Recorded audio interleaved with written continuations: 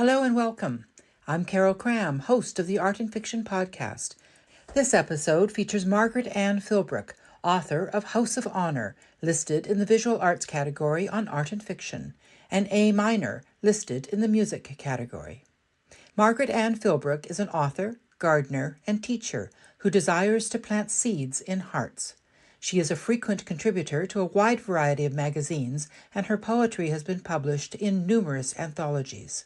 She has a BA in English Literature from Trinity University in San Antonio, Texas, and a master's from National Louis University. Welcome to the Art and Fiction podcast, Margaret. Thank you. I'm so happy to be here. I have to tell you that I was absolutely blown away by House of Honor. There's so much depth here with several interconnecting stories and themes. I just really love being swept up in the sheer variety that you pack into this novel. So tell us about the genesis of House of Honor.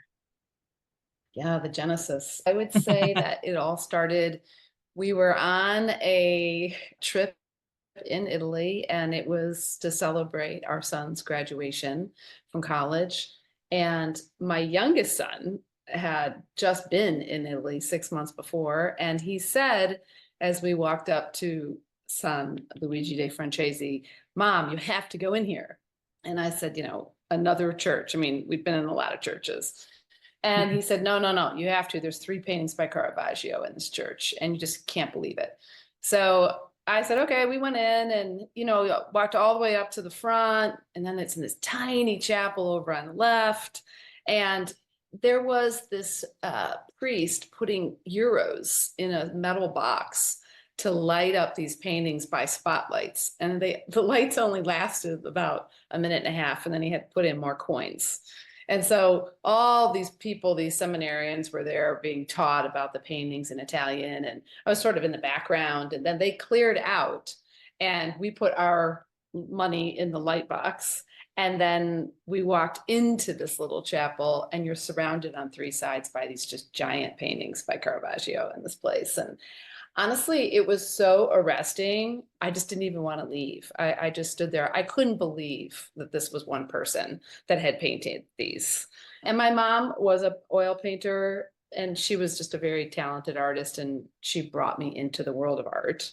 And, she never really talked about Caravaggio, and she was such an impressionist style in her own painting, and a portrait painter. And so it wasn't part of her oeuvre, really.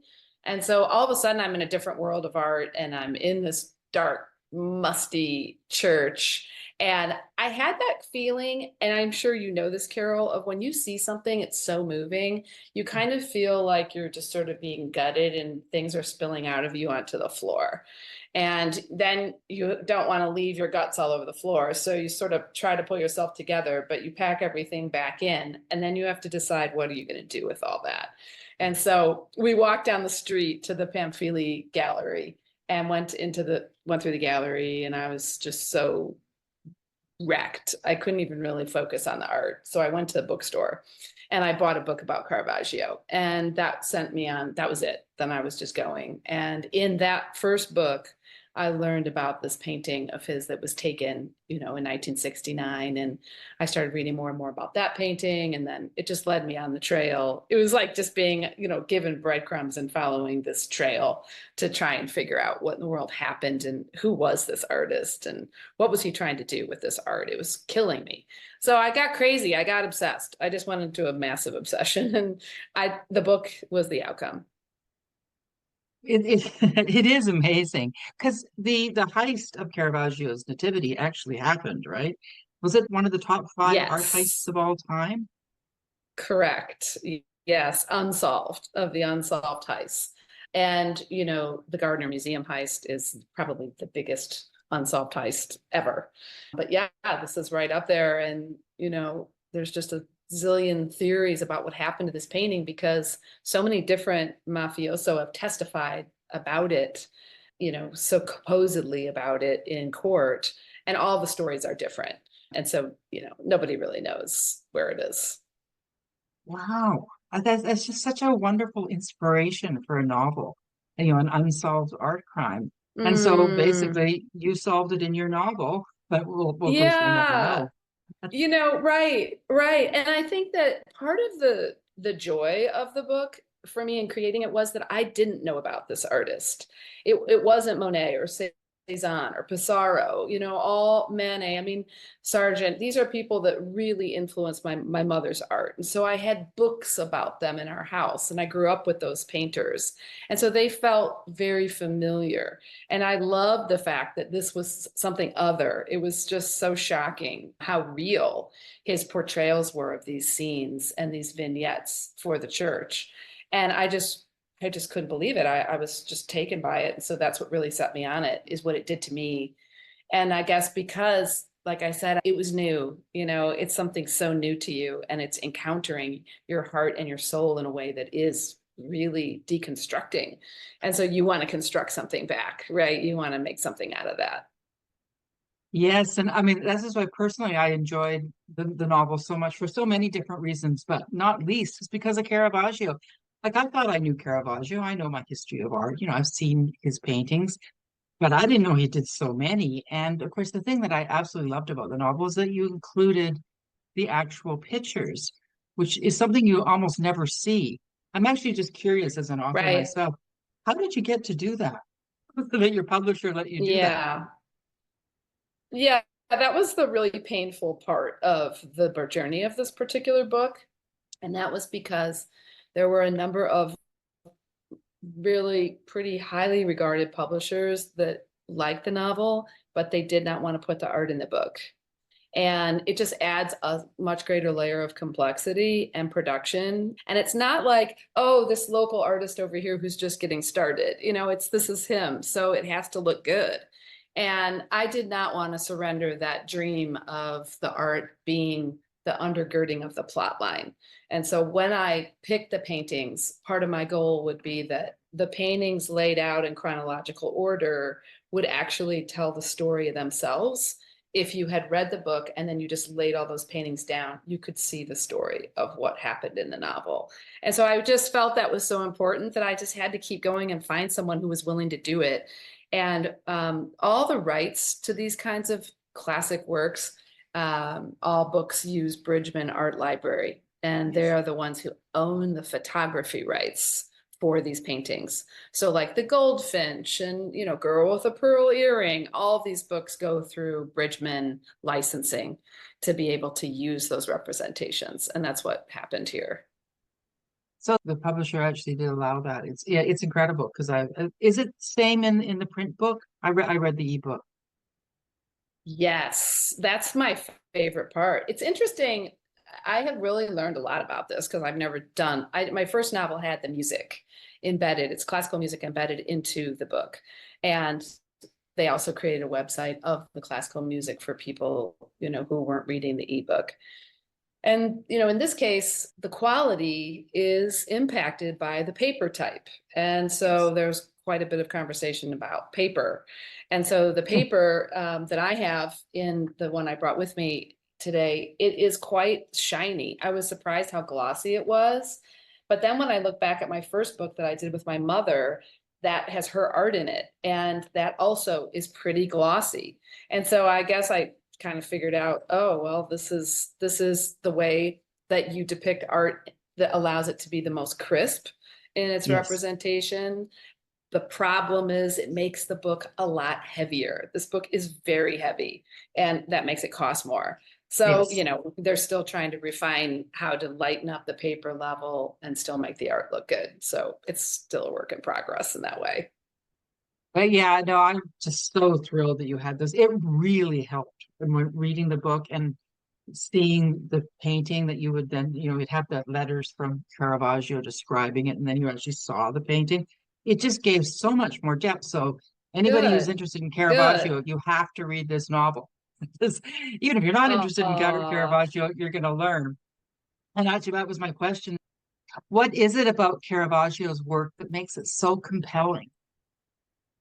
That's such a good question because he has been compelling ever since he created these paintings. I mean, when Stevens Lane created Ripley, which just came out on Netflix earlier this summer, he wrote into Patricia Highsmith's novel scenes of Tom Ripley going to see a Caravaggio painting in each of the episodes. And he, as the con artist, being directly impacted by these paintings.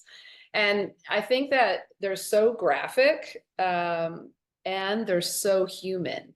You don't have this kind of idealized, romanticized vision of, what was going on in the conflict of good versus evil.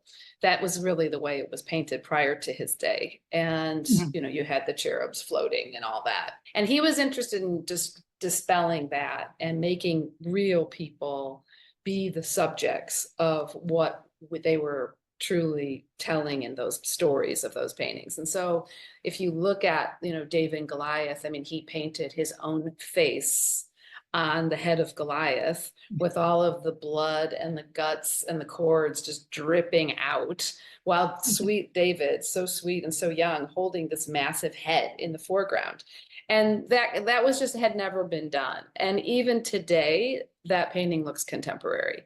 So there's a timelessness of what he was doing there that people are just drawn to, and they see themselves in those paintings. He saw himself in the paintings. And, I can look at a painting, one of his paintings. I love his other Nativity painting. That's probably one of my favorites. And there's such a sweetness of the way these shepherds and these people, the kings are not in it. It's just really the shepherds coming into the scene. And you know what I mean? It's so intimate, and there's such a humanity to it that is really rare. Even today, I mean, that kind of humanity generally, I feel like, is put with this quality of just like overexposed. And his has the subtlety, but yet it has the reality and the naturalism. And it's so provocative. It is, and you really enhance the paintings by having these letters written by Caravaggio where he describes what he's going to paint. Now, were those real, those letters, or did you write them?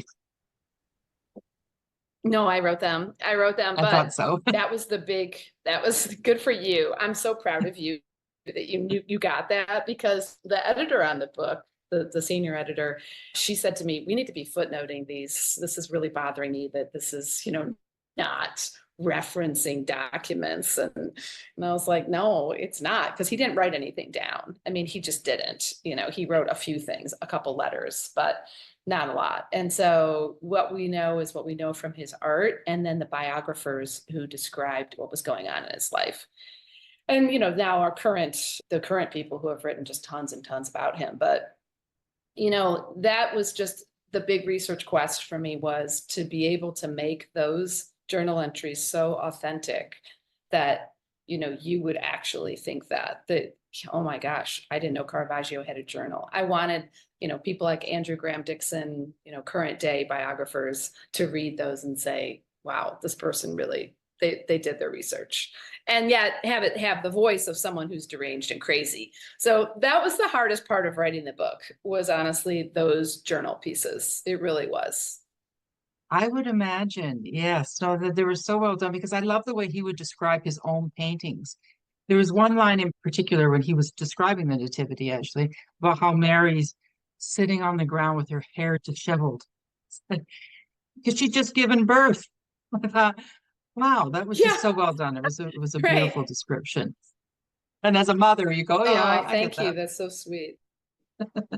I so get that. Yeah, I Yes, get that. The Catholic no Church got kidding. really mad at him. I mean, just so mad at him. I mean, they were just couldn't handle it.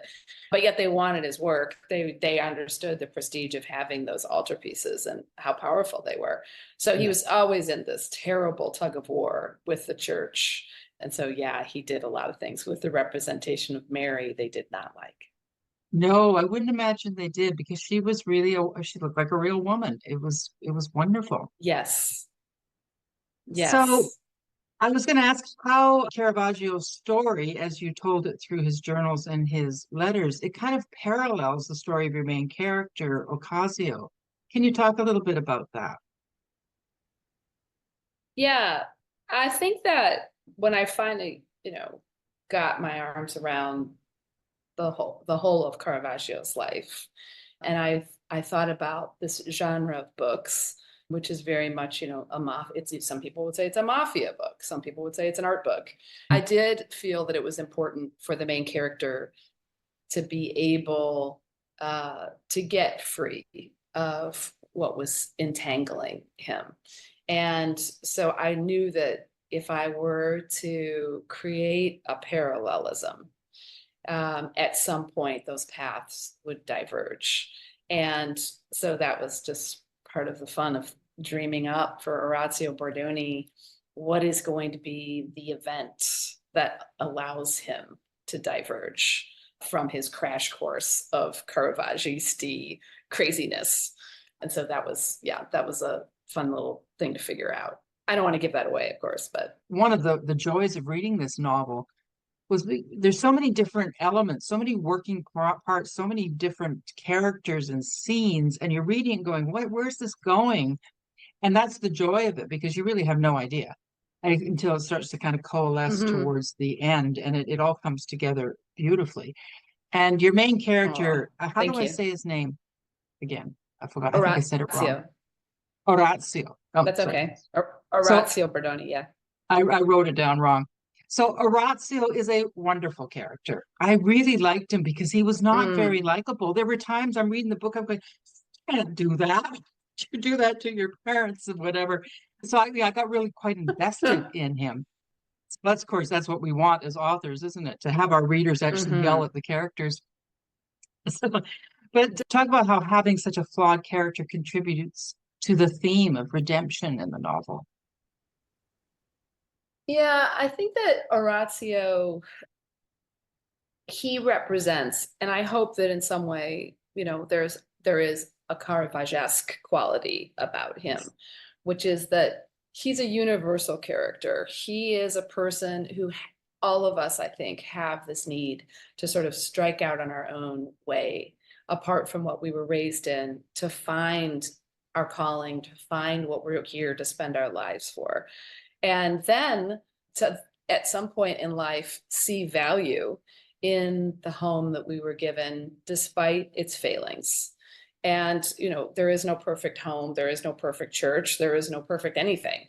And so I heard this hilarious quote recently that if you think you've found the perfect church, it's not, because you just stepped into it. And, Orazio is this. He is this kind of person that is going out to make his own name, and he's going to do it his own way. And I respect that about the character, and I expect him to make mistakes.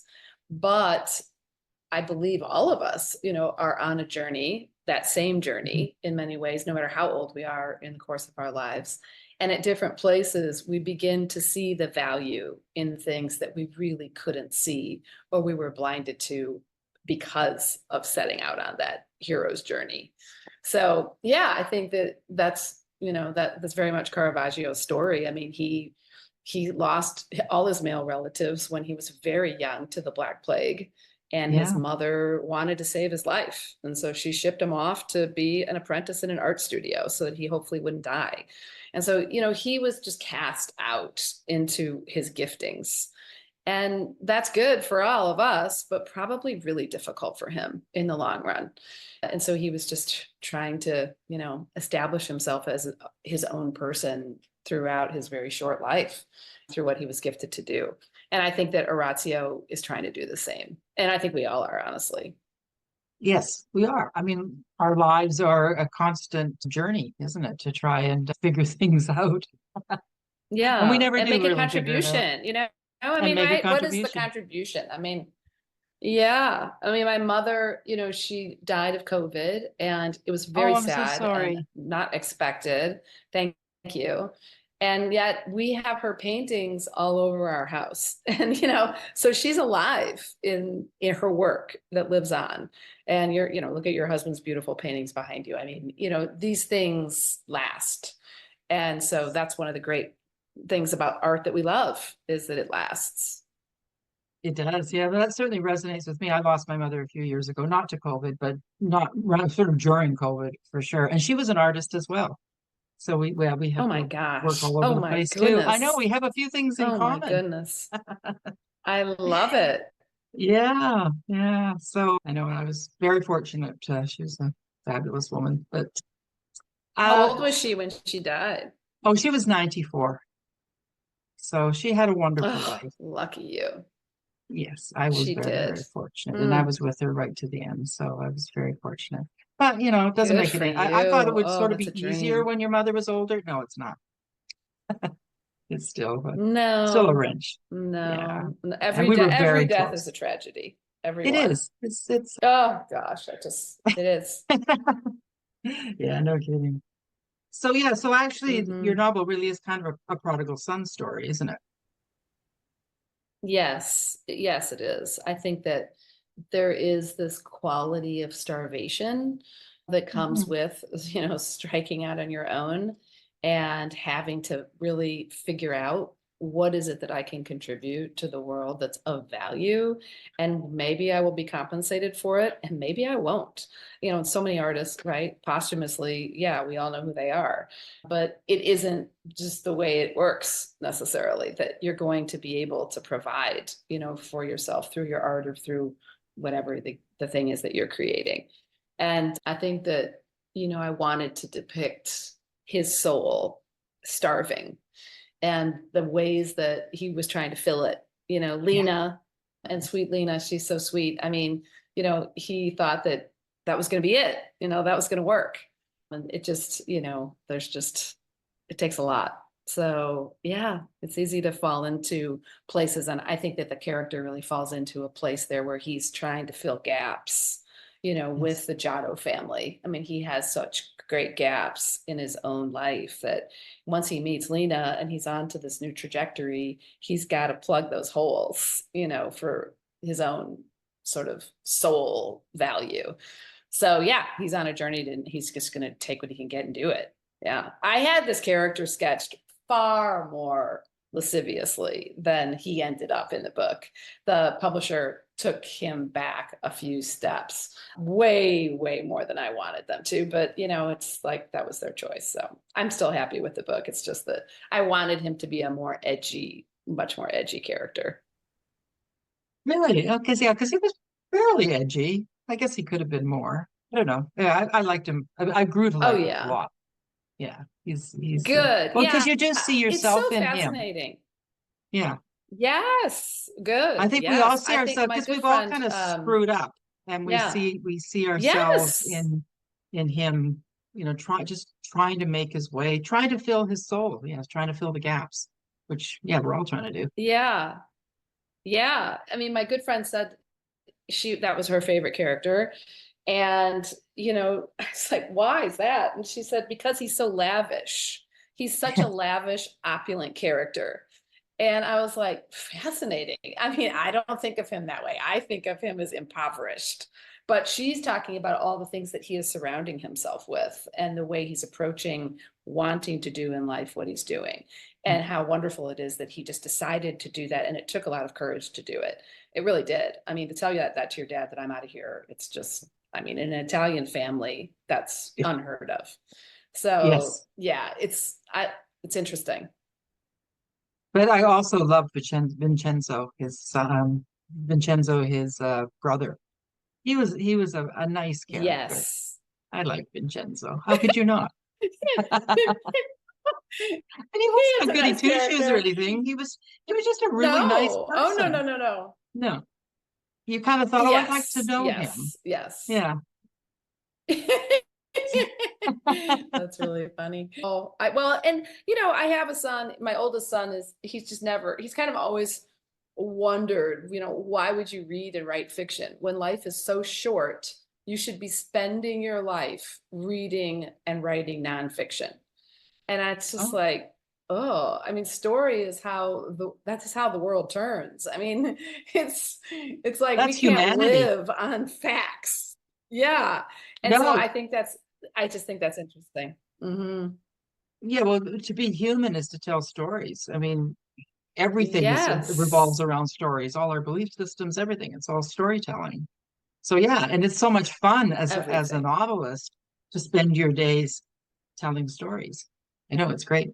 I love doing it. And oh, it's so fun. I mean, I do too. And you can understand what it's like to drive around in your car and just, be soaking up the world that you're looking at, but actually carrying on a conversation with your character in your mind and being so enraptured with their thoughts that you begin to really have a relationship with these fictional people that are just out of your imagination. Yeah. And that is kind of, to me, the sad part of being a writer of this kind of work is when they are gone and the book is done, you're kind of over their lives. And I miss them. Now I miss them.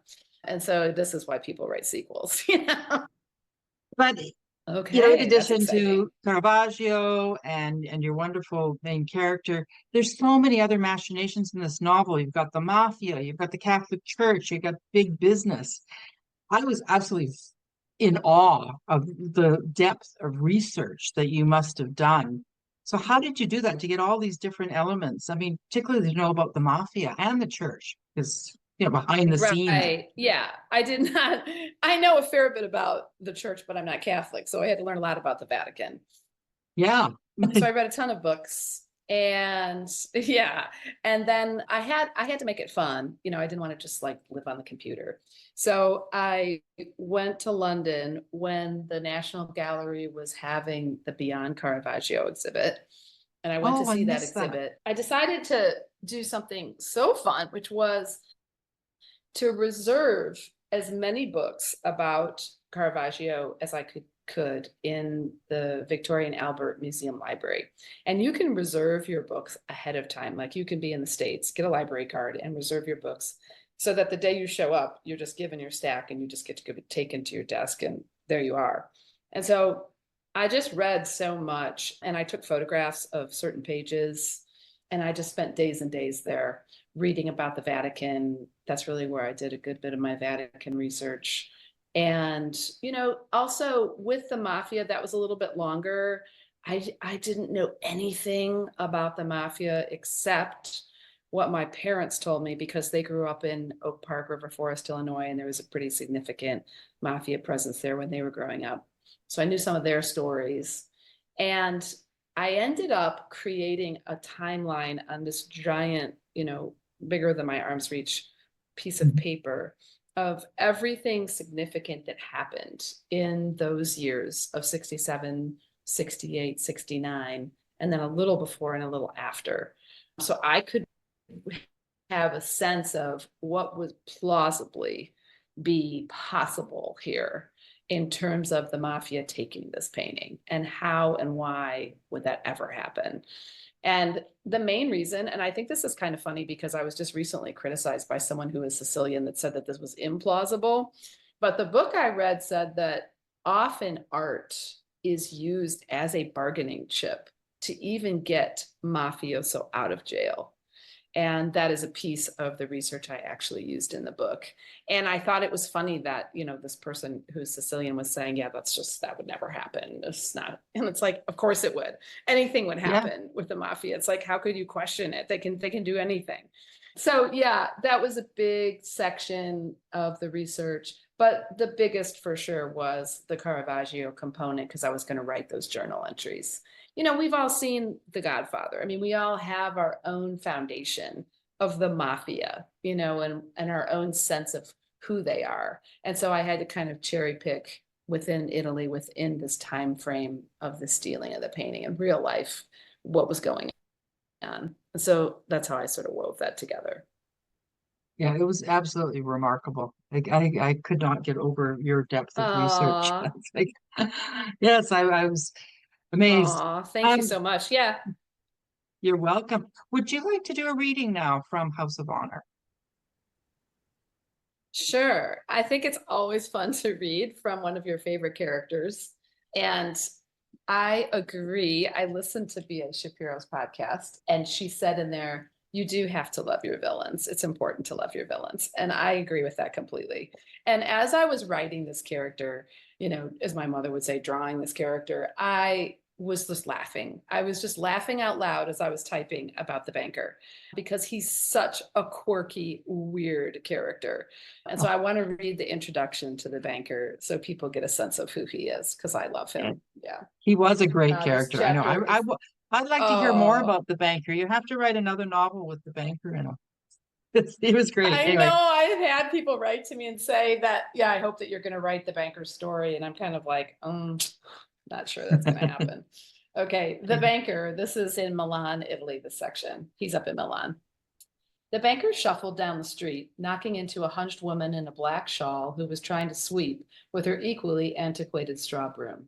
Get out of the way, Befana, he yelled, glaring at her, muttering to himself about her inefficient means of removing cigarette butts from the street. The banker cut through the crowd, fearful of being late to work. His new clients were on the verge of a financial breakthrough, and he didn't want to miss 1 minute of the first call of the day. He checked his watch just as he stepped off the curb. Beep! A forest green Fiat swerved to avoid running him over. Che cavallo, you cabbage, he shouted while jaywalking his way across 4 lanes of city traffic. Banca d'Italia di Milano kept a small office for him in the basement, since he preferred to conduct all business privately via phone. Meetings in person wasted time, as the participants invariably talked about their mother, their daughter's wedding, or their grandson's christening for at least 30 minutes before getting down to business. Seeing his bodyguard open the steel door for him at 8 a.m. on the dot brought a tiny measure of peace. Buongiorno, Estefan. He smiled at the familiar face as he headed for the iron staircase. Maybe this day will proceed according to plan.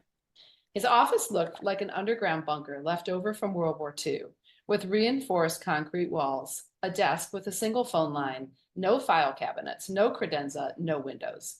The one thing that stood out was a small white porcelain sink in the corner, where he washed his hands 24 times each day, once every morning hour and twice during the afternoon hours to make up for how he couldn't wash them while he was asleep. He thought about hand sanitizer, but it was new and it couldn't be trusted. An exceptional detail of office decor was a Renaissance painting by Raphael of the Madonna and Child, Madonna dell'Impanata, an original, painted in 1514. The one hanging in the Medici's Pitti Palace was a copy, but not many people knew that. He wanted the Sleeping Cupid by Caravaggio, also in the Pitti Palace, but switching it with a reliable forgery proved too difficult, even for his estimable Florentine contacts. Anyway, he loved Madonna. She became his companion when the short, dark days of winter engulfed him in seasonal affective disorder. Sad, they called it, but he never felt sad. He preferred to think of himself as melancholic. He took comfort in knowing that the Madonna looked out for him over his left shoulder while he was working, and the rest of the time from his right breast pocket, where he kept a color photograph of the painting next to his heart. He glanced at his watch, 8:01 a.m. Ugh, the caller was late. Stretching his back on the clean straw mat proved a useful antidote to drumming his fingers on the desk.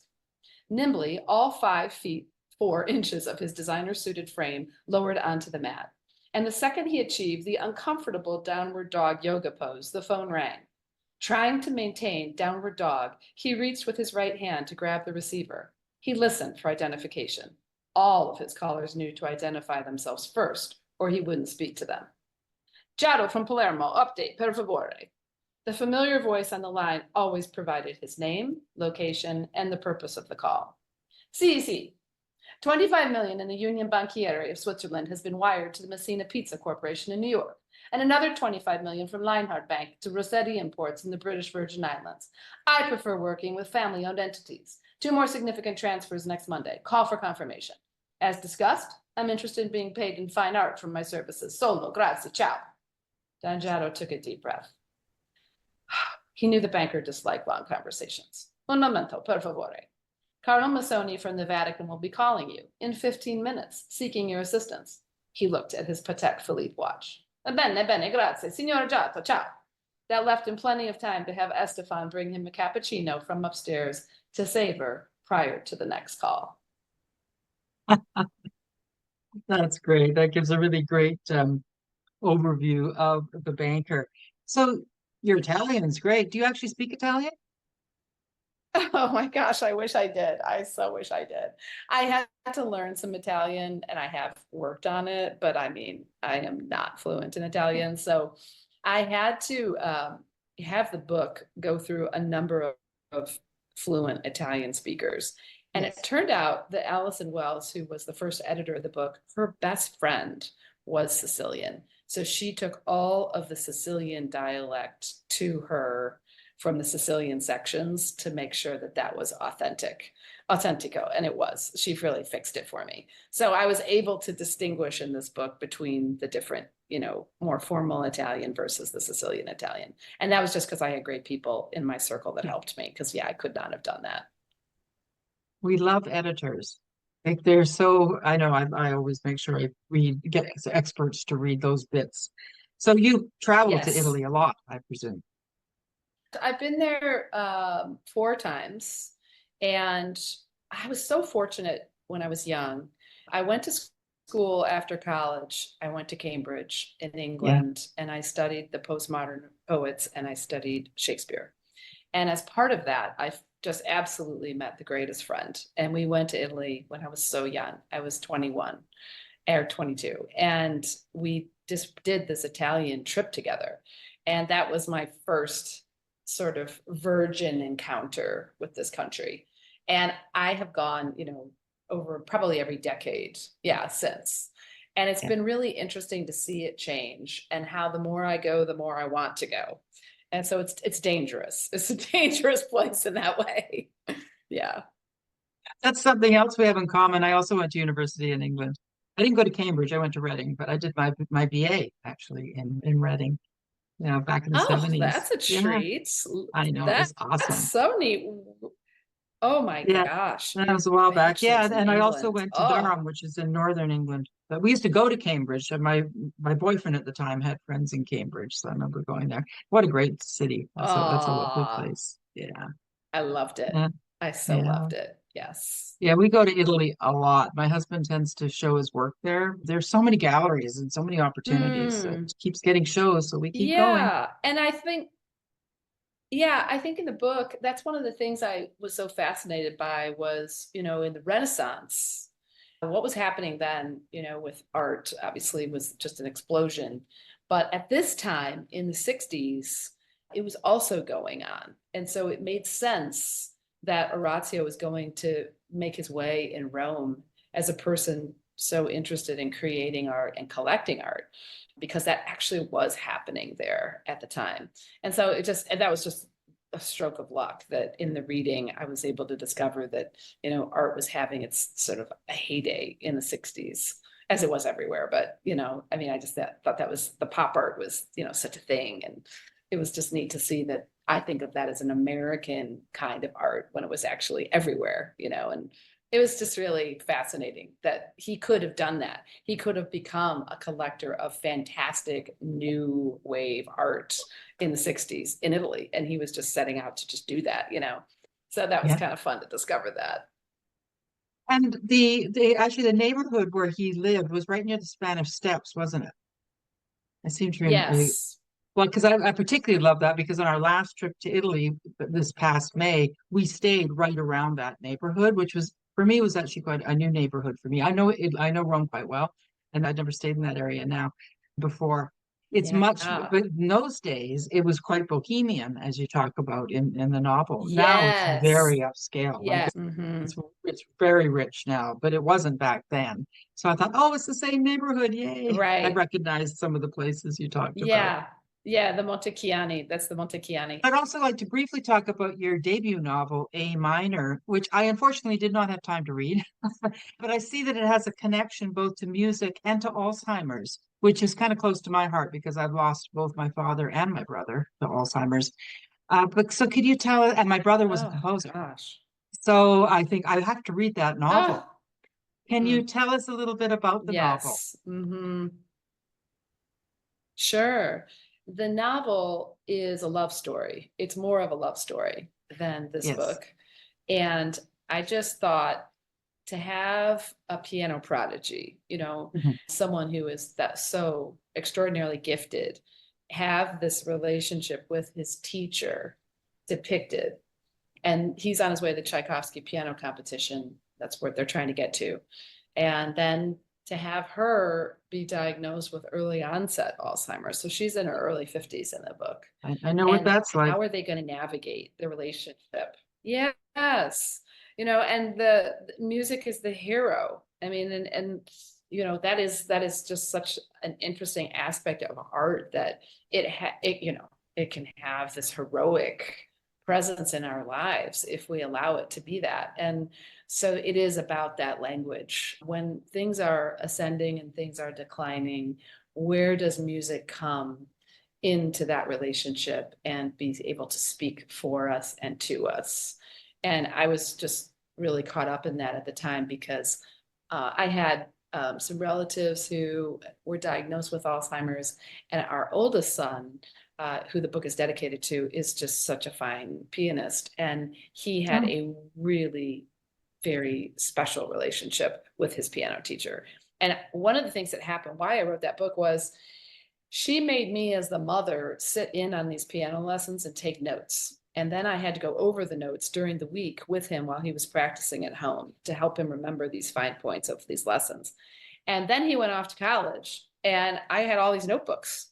And I'm looking through these notebooks, and I'm like, there's just a great story here. And all the research was coming out. The book, Your Brain on Music, had come out, and Oliver Sacks, and all of his musicophilia was coming out. All of that was new at the time that I had these notebooks. And I just thought, wow, I just have to write this love story of these people and how they navigate these challenges through music, and what does that do to their relationship. So that was what that happened. That's how that happened.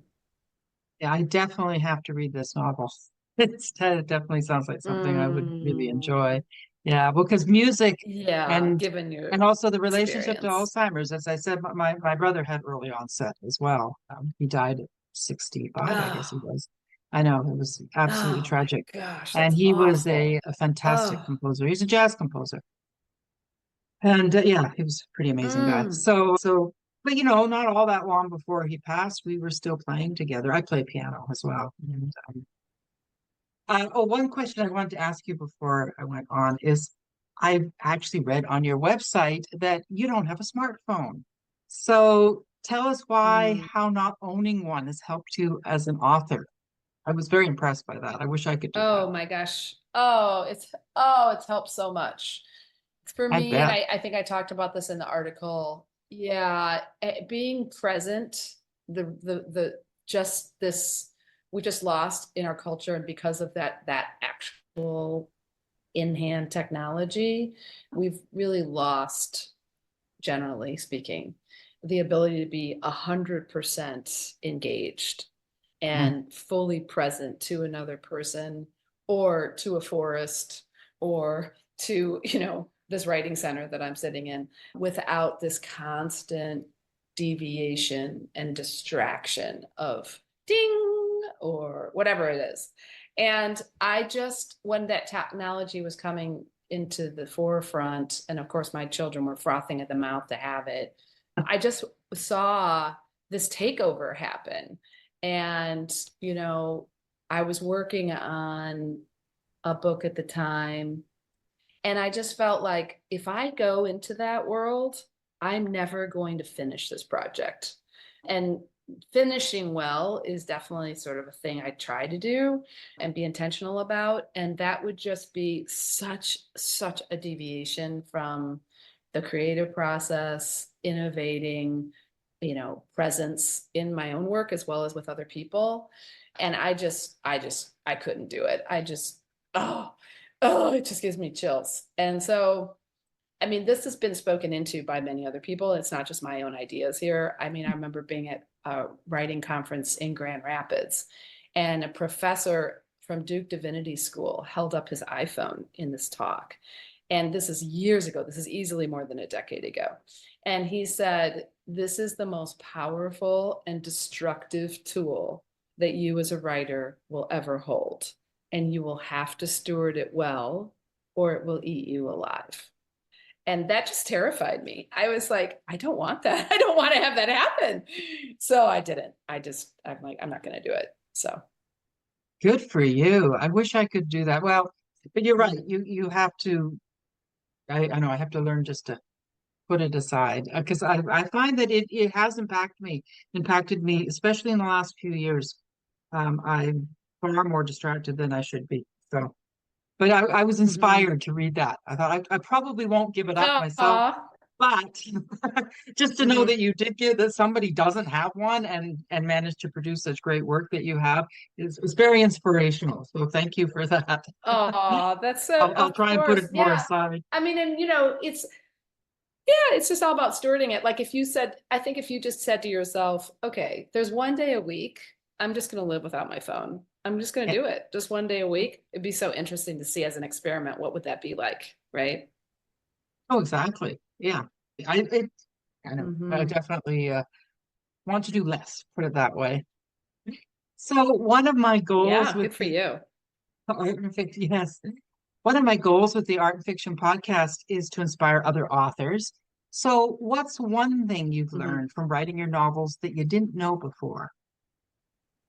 I would say this I don't write on, like B.A. Shapiro. I mean, she's writing on contracts of books where she has frames that are laid out for her and she has to finish by a certain date, right? It's just how it works.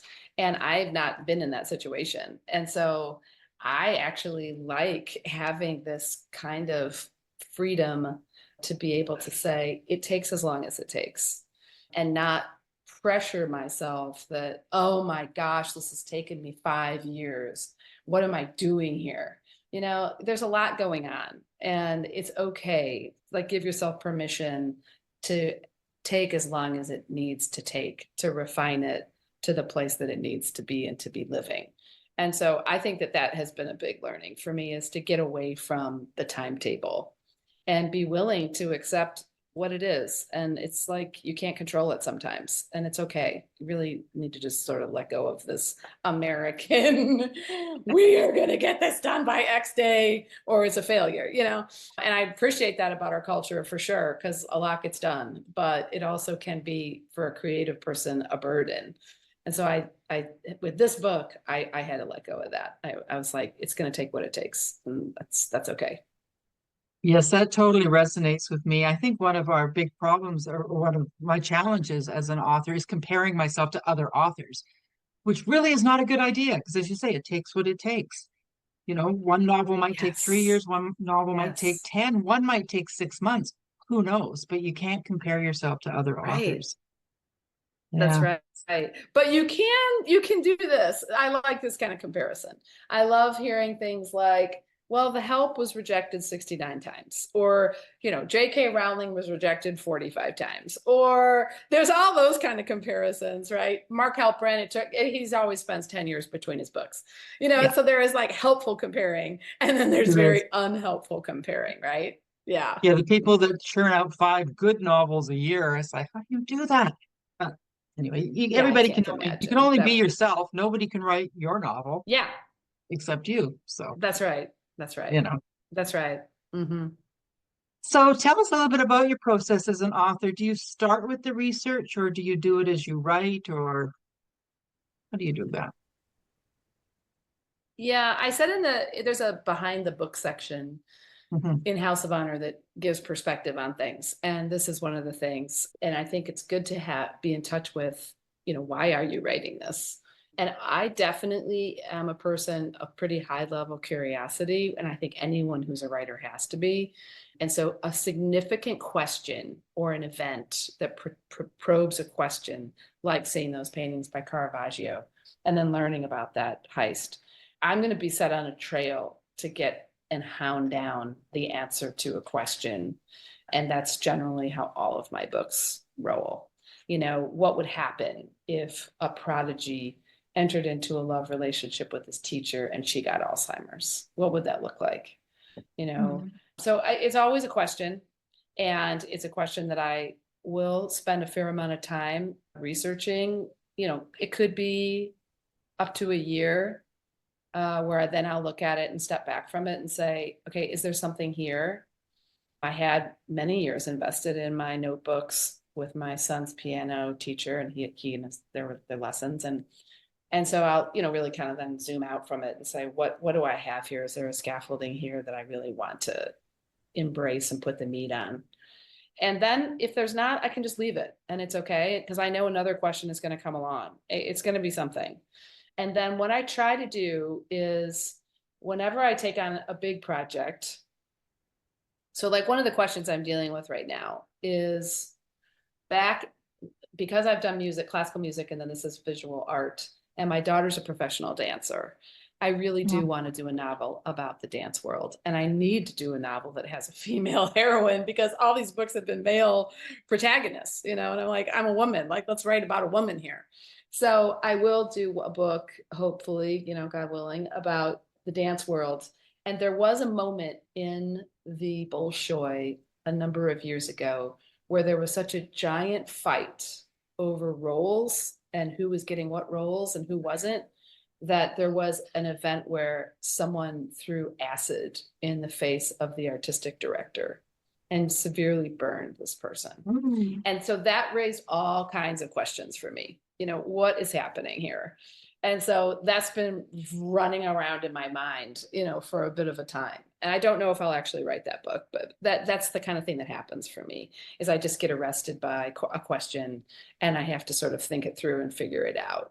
And so I'll work on these big projects in an effort to answer that. So like to answer that question, I'll do a fair bit of research, like I said, and then I'll step back and really think through what kind of a plot is there potentially here. Do I love it? And I'm always writing poetry on the side.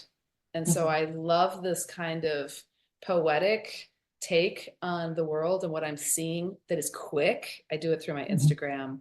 It's very quick. It's pretty rough. I don't spend a lot of time on it. But if I see something, I'll take a photo of it. It'll spark an idea and I'll just generate a poem on it and get it out there.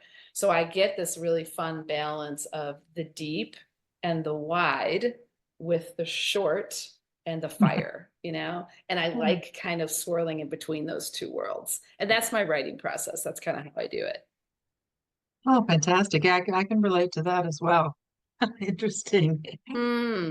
Thank you so much, Margaret, for chatting with me. As I said, I'm so inspired by your novel, and it's been just delightful talking with you. Thank you. I've been delighted to talk to you about it. Thanks for caring so much about the literary world that we're living in. I appreciate that. I've been speaking with Margaret Philbrick, author of House of Honor, listed in the visual arts category, and A minor, listed in the music category, on art and fiction at www.artandfiction.com. Be sure to check the show notes for a link to Margaret's website at www.margaretphilbrick.com. You'll also find a link to a 20% discount on a subscription to Pro Writing Aid, a fantastic editing tool for writers. If you're enjoying the Art and Fiction podcast, please help us keep the lights on by making a donation on the Ko-fi website. The link is in the show notes. Also, please follow Art and Fiction on X and Facebook, and don't forget to give the Art and Fiction podcast a positive review or rating wherever you get your podcasts. Thanks so much for listening.